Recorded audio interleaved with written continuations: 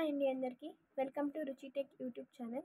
ఈరోజు మనం కాంపిటేటివ్ ఎగ్జామ్స్కి ఎలా ప్రిపేర్ అవ్వాలో చూద్దాము. ఆల్రెడీ మీకు తమ్నైల్ చూసారు కదా, ఏ కాంపిటేటివ్ ఎగ్జామ్స్కైనా ఎలా ప్రిపేర్ అవ్వాలో బేసిక్ టిప్స్ ఈ వీడియోలో డిస్కస్ చేద్దాము.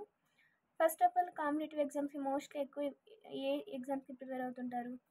ఆర్ఆర్బి కానీ, యూపీఎస్సి, ఎస్ఎస్సి, ఇలా కొంతమంది బ్యాంక్ ఎగ్జామ్స్ కూడా ప్రిపేర్ అవుతుంటారు కదా. సో ఈ పర్టికులర్ ఇట్లాంటి ఎగ్జామ్స్ గురించి ఎలా ప్రిపేర్ అవ్వాలో చూద్దాం, ఓకేనా?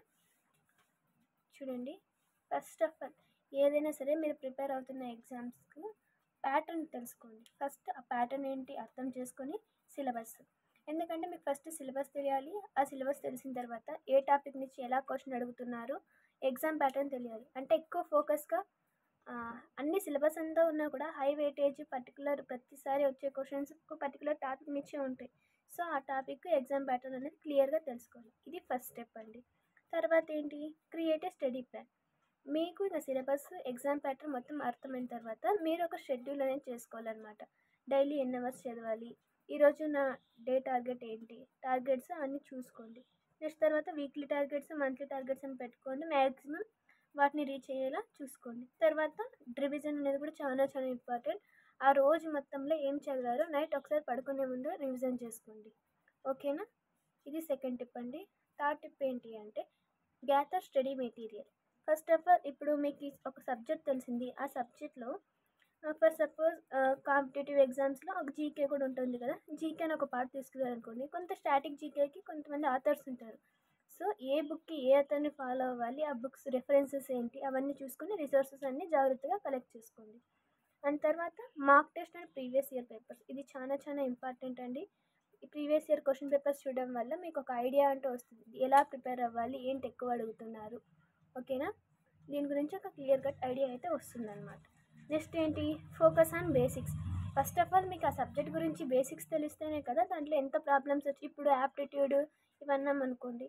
ఫస్ట్ ఆఫ్ ఆల్ మీకు ఈ బేసిక్స్ రావంటే అంత పెద్ద ప్రాబ్లమ్స్ ఎలా చేస్తారు చెప్పండి? అవి కూడా కొంచెం మనం వితిన్ సెకండ్స్లో ఆన్సర్ చేయాలి, అంతే కదా. కాంపిటేటివ్ ఎగ్జామ్స్ అంటే నిమిషంలో వితిన్, ఇంకా కొన్ని ఎగ్జామ్స్లో అయితే మనం 1 minute కూడా తీసుకోకూడదండి, చూస్తేనే ఆన్సర్ పెట్టేయాలి.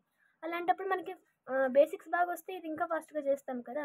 So focus on basics. తర్వాత అదే చెప్పారు కదా, ఫౌండేషన్ స్ట్రాంగ్గా ఉంటే మీరు ఇలాంటివన్నీ చేస్తారు. ఒకవేళ మీరు చేస్తున్నారు అనుకోండి, ఏమైనా యాప్టిట్యూడ్ కానీ క్వాంటిటేటివ్ యాప్టిట్యూడ్, ఇలా మీకు ఏమైనా డౌట్ వచ్చాయనుకోండి, ఎంత త్వరగా వీలైతే అంత త్వరగా సాల్వ్ చేసుకుని ట్రై చేయండి.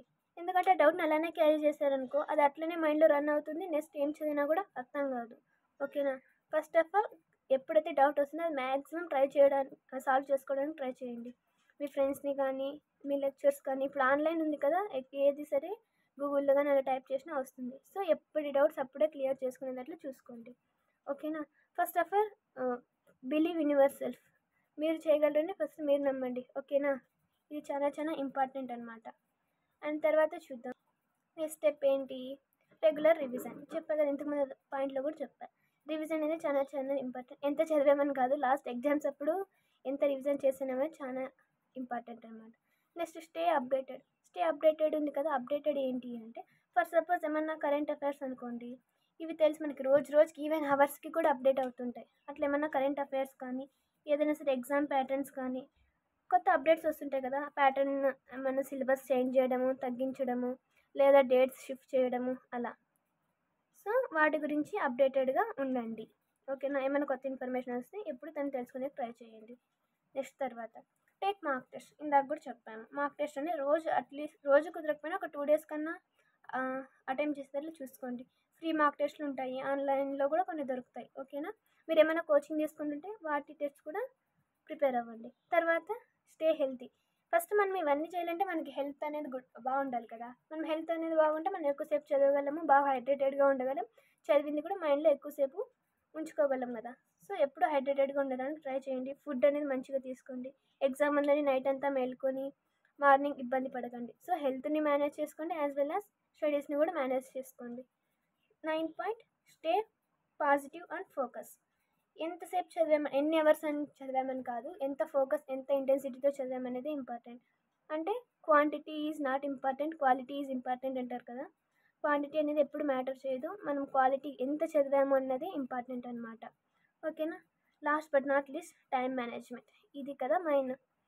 టైంని మనం ఎలా యూస్ చేస్తున్నామో, ఎక్కడ వేస్ట్ చేస్తున్నామో మీరే ఐడెంటిఫై చేసుకోండి. మీరు రోజు మొత్తంలో ఎప్పుడు యాక్టివ్గా ఉంటారు ఏంటి అని మీకే తెలుసు. ఓకేనా?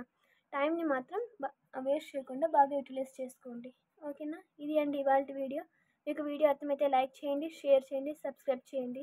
ఇప్పుడు మీరు ఏ కాంపిటేటివ్ ఎగ్జామ్స్కి ప్రిపేర్ అవుతున్నారో నాకు కామెంట్ చేయండి. Thanks for watching.